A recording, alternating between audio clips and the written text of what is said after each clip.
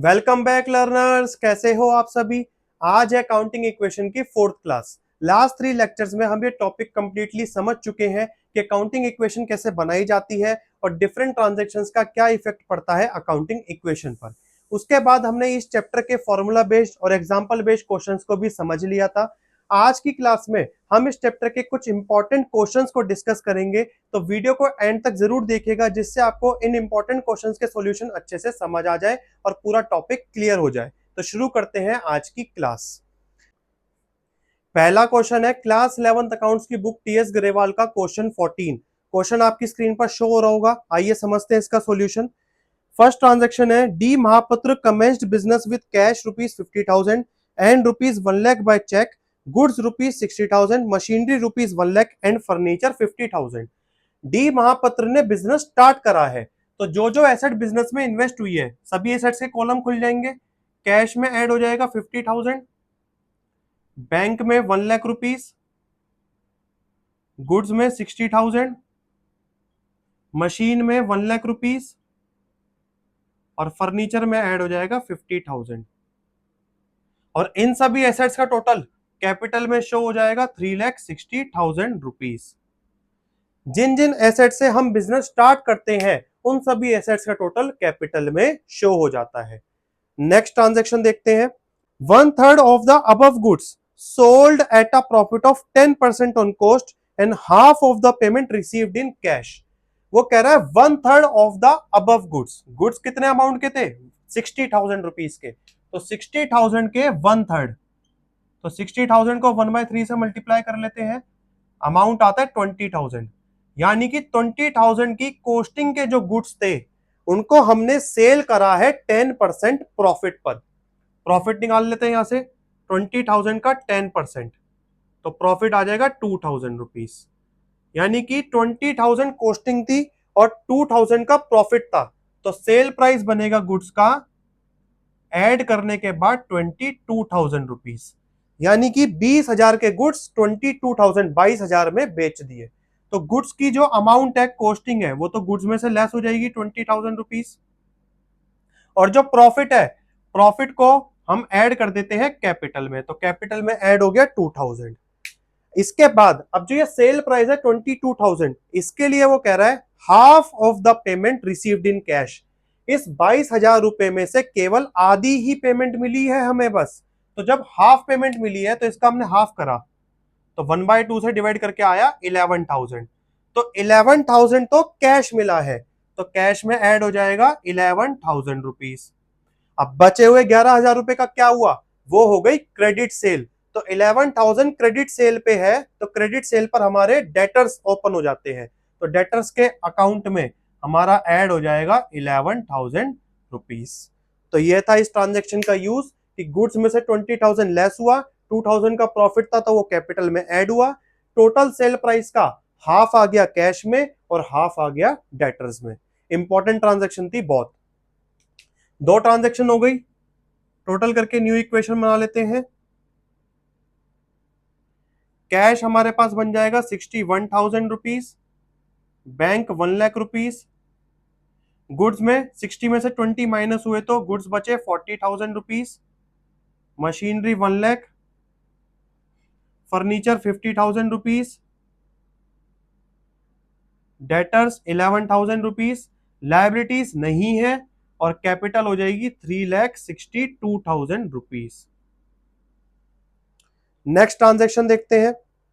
Depreciate machinery at the rate 10%, कि machinery पर depreciation दो 10% का। डेप्रीसिएशन क्या होता है? किसी भी एसेट की वैल्यू में गिरावट आना। तो मशीन पे डेप्रीसिएशन लग रहा है ना, मशीन का अमाउंट है 1 लाख, तो 1 लाख रुपीज का 10% ये आ जाएगा 10,000 रुपीज। तो 10,000 रुपीज का जो डेप्रीसिएशन है, मशीन की वैल्यू कम हो जाएगी, तो मशीन में से लेस हो जाएगा 10,000 और कैपिटल में से लेस हो जाएगा। क्यों? क्योंकि ये हमारा एक्सपेंस है बिजनेस का, और एक्सपेंसेस हमें सारे कैपिटल में अकाउंट करने होते हैं। तो डेप्रीसिएशन के लिए एसेट में से माइनस, मशीन में से और कैपिटल से माइनस। टोटल कर लेते हैं, न्यू इक्वेशन। कैश का बैलेंस 61,000 रुपीज, बैंक का 1 लाख, गुड्स का बैलेंस 40,000 रुपीज, मशीन का बैलेंस बचेगा 90,000 रुपीज, फर्नीचर में 50,000, डेटर्स में 11,000, लाइबिलिटीज नहीं है और कैपिटल में बचेगा 3,52,000 रुपीज। नेक्स्ट ट्रांजेक्शन देखते हैं, cash withdrawn for personal use 10,000। Personal use, जहां पर ये वर्ड यूज हो जाए यानी ओनर ने ड्राइंग करी है बिजनेस से, तो ड्राइंग जब करी है ओनर ने, किस चीज की ड्राइंग करी है, कैश की, तो कैश निकाला है, तो कैश से लेस हो जाएगा मेरा 10,000 रुपीज, और ड्राइंग का अमाउंट कैपिटल को कम कर देगा तो कैपिटल से भी लेस हो जाएगा 10,000 रुपीज। ये होती है ड्राइंग्स। अगर ड्राइंग कैश की हो रही है तो कैश और कैपिटल से लेस होगा। अगर गुड्स की ड्राइंग कर रहे हैं, गुड्स की भी ड्राइंग कर सकता है ओनर, एसेट की भी कर सकता है, तो गुड्स या एसेट जो भी बिजनेस से निकाल रहा हो तो वो गुड्स या एसेट में से अमाउंट माइनस हो जाएगा और कैपिटल से भी माइनस हो जाएगा। न्यू इक्वेशन बना लेते हैं, कैश बचेगा 51,000 rupees, bank balance 1 lakh, goods 40,000,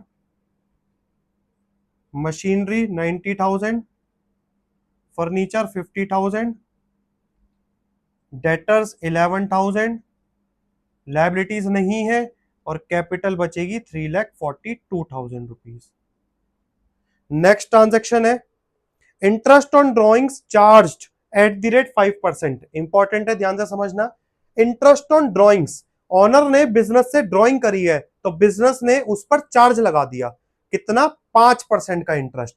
तो 5% किसका होगा, ड्रॉइंग्स के अमाउंट का होगा, यानी कि 10,000 रुपीज का 5%, तो ये आएगा 500 रुपीज।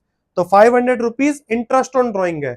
इंटरेस्ट ऑन ड्रॉइंग को हमें कैपिटल में ही ऐड करना होता है और कैपिटल से ही लेस करना होता है, तो ये था यूज इंटरेस्ट ऑन ड्रॉइंग्स का। न्यू इक्वेशन बना लेते हैं,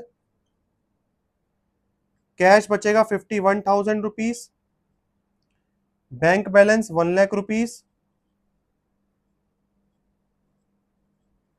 40,000 गुड्स, 90,000 मशीन, 50,000 का फर्नीचर, 11,000 डेटर्स, लाइबिलिटी नहीं है और कैपिटल 3,42,000 रुपीज। लास्ट ट्रांजेक्शन देखते हैं, sold goods for cash ₹10,000 at par, कि 10,000 रुपए के गुड्स कैश में बेचे एट पार। पार का मतलब होता है नो प्रॉफिट नो लॉस, कि ना तो प्रॉफिट है ना ही लॉस है, यानी कि कॉस्ट प्राइस सेल प्राइस के बराबर है। तो 10,000 ही कॉस्टिंग है और 10,000 ही सेल प्राइस है, तो गुड्स में से 10,000 लेस हो जाएंगे कॉस्ट प्राइस के, और जो सेल प्राइस है 10,000 उतना कैश रिसीव हो जाएगा तो कैश में ऐड हो जाएगा 10,000। लास्ट में फाइनल इक्वेशन बना लेते हैं,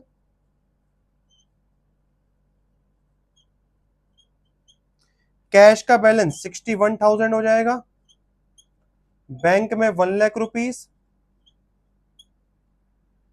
गुड्स बचेंगे 30,000 रुपीज, मशीनरी में बैलेंस बचेगा 90,000 रुपीज, फर्नीचर में बैलेंस बचेगा 50,000, डेटर का बैलेंस 11,000 और कैपिटल का बैलेंस, लाइबिलिटी नहीं है, कैपिटल में 3,42,000 रुपीज। टोटल करके देख सकते हो, लाइबिलिटीज और कैपिटल का टोटल तो 3,42,000 है, एसेट साइड का हमने टोटल करा तो इसका भी टोटल आएगा 3,42,000 रुपीज। तो ये था हमारा सॉल्यूशन इस इंपॉर्टेंट क्वेश्चन का, स्क्रीनशॉट ले सकते हो आप लोग। नेक्स्ट क्वेश्चन है टीएस ग्रेवाल का क्वेश्चन 15। फर्स्ट ट्रांजेक्शन है, Sunil started business with cash ₹1,50,000। Sunil ने बिजनेस स्टार्ट करा है तो कैश में ऐड हो जाएगा 1,50,000 रुपीज और कैपिटल में भी ऐड हो जाएगा 1,50,000 रुपीज।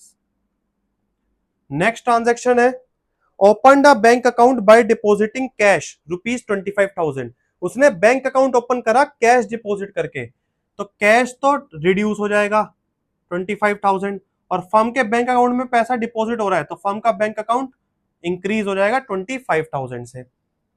दो ट्रांजेक्शन हो गई, टोटल कर लेते हैं। न्यू इक्वेशन, कैश में बैलेंस बचेगा 1,25,000 रुपीज, बैंक का बैलेंस 25,000 रुपीज, लायबिलिटीज फिलहाल नहीं है, और कैपिटल का बैलेंस 1,50,000 रुपीज।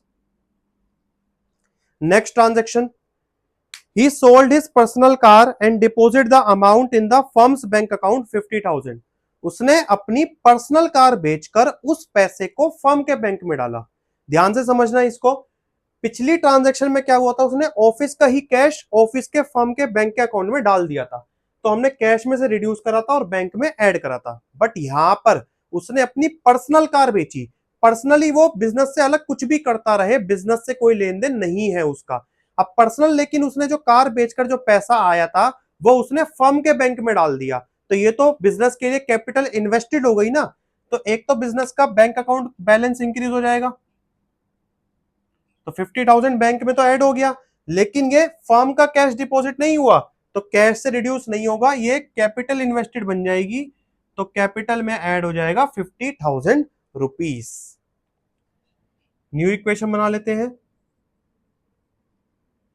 कैश बचेगा 1,25,000, बैंक बैलेंस 75,000, लायबिलिटीज नहीं है फिलहाल, और कैपिटल का बैलेंस हो जाएगा 2,00,000 रुपीज।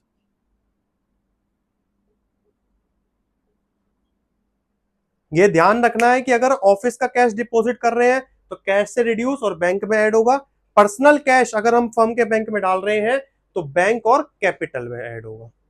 नेक्स्ट ट्रांजेक्शन देखते हैं, he purchased building and furniture for ₹1,00,000। उसने बिल्डिंग एंड फर्नीचर खरीदे 1,00,000 रुपीज के, तो एसेट में बिल्डिंग एंड फर्नीचर के नाम की एसेट खोल लेंगे और 1,00,000 उसमें हो जाएंगे ऐड।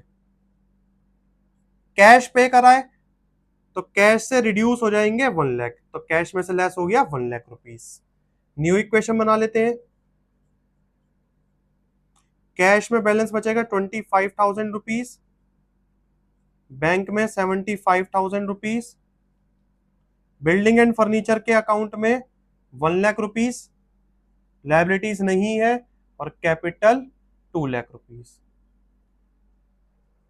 नेक्स्ट ट्रांजेक्शन देखते हैं, he purchased goods from Ram on credit ₹50,000। उसने राम से गुड्स खरीदे उधार।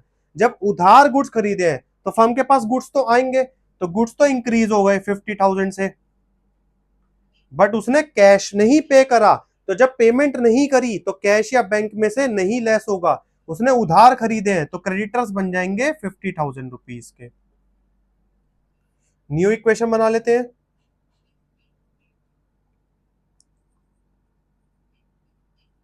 कैश बचा 25,000, 75,000 bank balance, 1,00,000 rupees building and furniture, 50,000 rupees goods में, क्रेडिटर का बैलेंस 50,000 और कैपिटल का बैलेंस 2,00,000। नेक्स्ट ट्रांजेक्शन देखते हैं, ही पेड कार्टेज। कार्टेज क्या होती है, कार्टेज होता है ट्रांसपोर्टेशन एक्सपेंस, यानी कि डिलीवरी चार्जेस। गुड्स की डिलीवरी के जो चार्जेस होते हैं उन्हें हम बोलते हैं कार्टेज। ये 3 नाम से मिलेगा आपको, कार्टेज, कैरेज एंड फ्रेट। तो गुड्स की डिलीवरी पर हमने चार्जेस पे करे हैं, तो जब हम चार्जेस पे कर रहे हैं तो हमारे लिए एक्सपेंस है। कार्टेज दी है 500 रुपीज की, तो 500 रुपीज कैश से लेस हो जाएगा और 500 रुपीज कैपिटल से भी लेस हो जाएगा, क्योंकि हमारा एक्सपेंस है। न्यू इक्वेशन बना लेते हैं, कैश बचेगा 24,500, बैंक में 75,000 रुपीज, 1,00,000 रुपीज हमारे पास बिल्डिंग एंड फर्नीचर, गुड्स का बैलेंस 50,000, क्रेडिटर का बैलेंस 50,000 और कैपिटल का बैलेंस बचेगा 1,99,500। नेक्स्ट ट्रांजेक्शन है,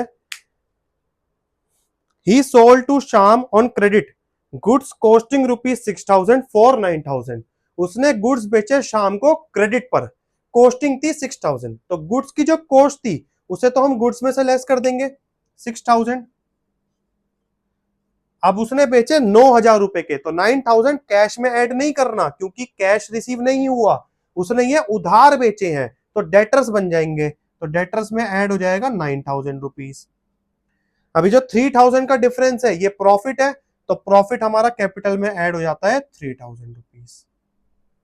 न्यू इक्वेशन बन जाएगी, कैश का बैलेंस 24,500, बैंक में 75,000, building and furniture 1 lakh, goods में 44,000, 9,000 डेटर्स, 50,000 क्रेडिटर्स, और कैपिटल में हो जाएगा 2,02,500। नेक्स्ट ट्रांजैक्शन है received rent from tenants 1,000 rupees. हमें रेंट रिसीव हुआ है, जहां पर भी ये रिसीव वर्ड लिखा हो तो रिसीव का मतलब हो जाता है इनकम है, तो जब इनकम है तो कैश में ऐड हो जाएगा 1,000 रुपीज, और कैपिटल में भी इनकम सारी कैपिटल में ऐड हो जाती है, तो कैपिटल में ऐड हो जाएगा 1,000 रुपीज। न्यू इक्वेशन बना लेते हैं,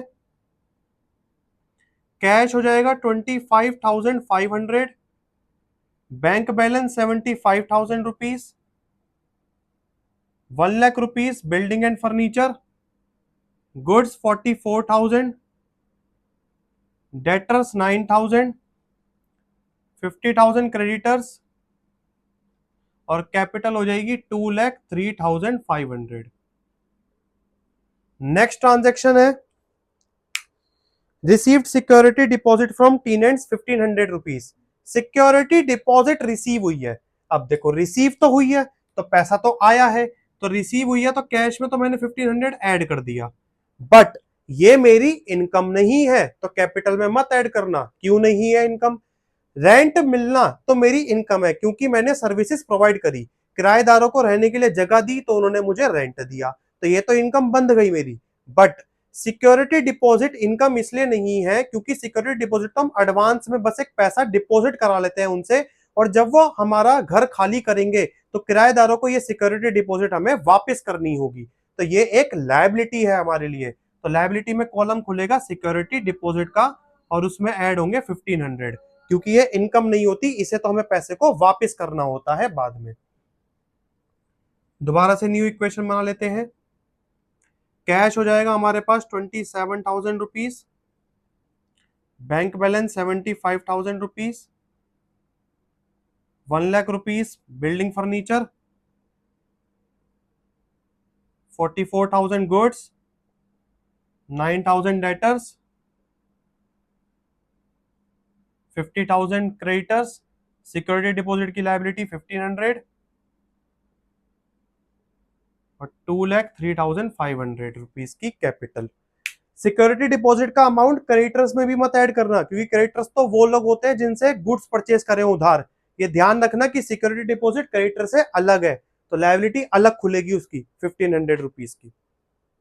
नेक्स्ट ट्रांजेक्शन है purchase stationery for cash. Stationery हमने परचेज करी, अब स्टेशनरी हम सामान खरीद रहे हैं, तो हालांकि तुम्हें लग रहा होगा ये तो हमारे पास कुछ ना कुछ सामान आ रहा है तो एसेट्स में स्टेशनरी का कॉलम खोल दो, ऐसा नहीं होता क्योंकि ये छोटी छोटी एसेट्स होती हैं, copy, register, pen, pencil, scale, तो इन चीजों के लिए हम अलग से कॉलम एसेट में नहीं बनाते क्योंकि इनको तो हम यूज करेंगे और यूज करके हटा देंगे, तो ये एक एक्सपेंस की तरह आता है क्योंकि छोटा सा अमाउंट होता है। हमने स्टेशनरी परचेज करी है 100 रुपीज की, तो 100 रुपीज हमारे कैश में तो लेस हो जाएंगे और 100 रुपीज हमारे कैपिटल से भी लेस हो जाएंगे।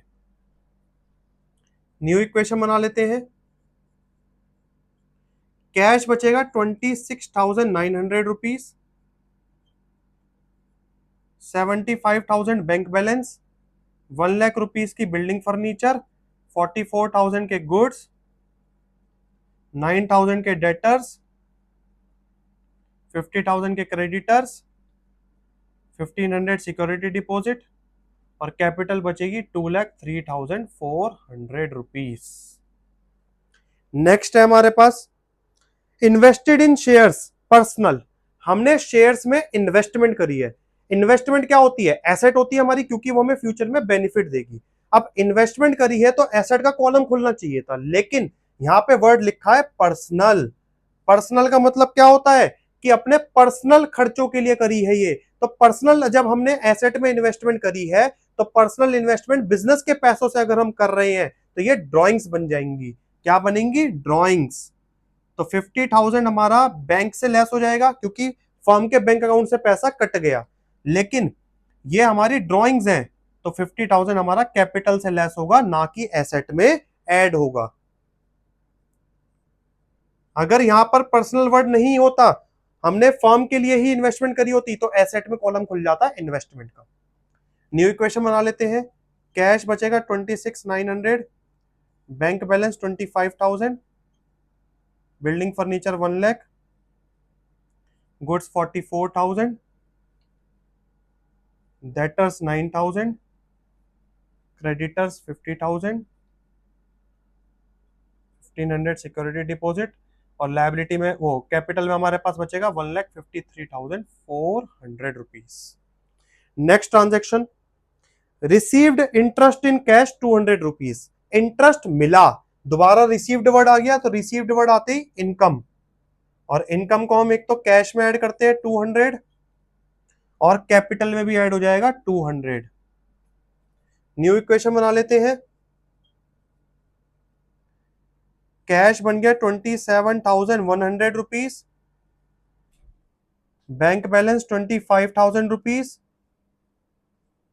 लैंड वो building and furniture 1 lakh rupees, goods 44,000 rupees, debtors 9,000 rupees, creditors 50,000 rupees, 1,500 security deposit, capital 1,53,600। Next transaction, introduced fresh capital. Capital लगाई बिजनेस में 25,000, जब कैपिटल लगाई है तो छोटा सा इसका यूज है, एक तो कैश में ऐड कर दो 25,000 रुपीज, और कैपिटल में भी ऐड हो जाएगा 25,000 रुपीज। न्यू इक्वेशन बना लेते हैं। कैश हमारे पास हो गया 52,100, bank balance 25,000 rupees, building furniture 1 lakh, 44,000 हमारे पास गुड्स, डेटर्स बचेंगे 9,000 rupees, creditors 50,000 rupees, 1,500 security deposit, and capital हमारे पास हो जाएगी अब 1,78,600। लास्ट ट्रांजेक्शन है, goods destroyed by fire 500 rupees, कि आग लगने से गुड्स खराब हो गए 500 रुपीज के। अब ये लॉस है ना हमारा, तो लॉस है तो कैपिटल से तो लेस हो जाएगा 500 रुपीज। अब गुड्स में आग लगी है तो गुड्स को अब हम बेच नहीं सकते, तो गुड्स खराब हो गए तो गुड्स से 500 रुपीज लेस हो जाएंगे। आग लगना जैसे फायर, थेफ्ट, एक्सीडेंट, इन चीजों से जो भी एसेट खराब हो रही हो उस एसेट के बैलेंस में से माइनस कर देते हैं, और लॉस है तो कैपिटल से भी लेस कर देते हैं। तो ये ट्रीटमेंट होता है गुड्स डिस्ट्रॉयड बाय फायर का। लास्ट में फाइनल इक्वेशन बना लेते हैं। कैश का balance 52,100, bank balance 25,000, building furniture 1 lakh, 43,500 rupees के हमारे पास बचेंगे goods, debtors 9,000 rupees, creditors 50,000 rupees, 1,500 की सिक्योरिटी डिपॉजिट है, और कैपिटल हमारे पास बचेगी 1,78,100 रुपीज। लास्ट में टोटल आप वेरीफाई कर सकते हो, टोटल आएगा दोनों साइड्स का हमारे पास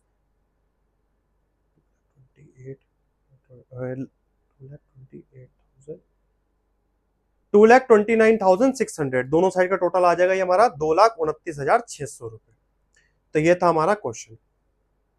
तो आज हमने कुछ इंपॉर्टेंट क्वेश्चंस के सॉल्यूशन को देखा काउंटिंग इक्वेशन में। अब आपका ये टॉपिक कंप्लीट हो चुका है। आपको घर पे प्रैक्टिस जरूर करनी है, क्योंकि प्रैक्टिकल प्रॉब्लम्स सिर्फ लेक्चर सुन लेने से समझ में नहीं आती हैं, खुद से प्रैक्टिस करनी पड़ती है, तभी प्रैक्टिकल प्रॉब्लम्स अच्छे से क्लियर हो पाती हैं। नेक्स्ट क्लास में अब हम rules of debit and credit start करेंगे, उसके बाद हम रिकॉर्डिंग ऑफ ट्रांजेक्शन सीखेंगे। तो जुड़े रहिएगा चैनल के साथ आगे की वीडियोस के लिए।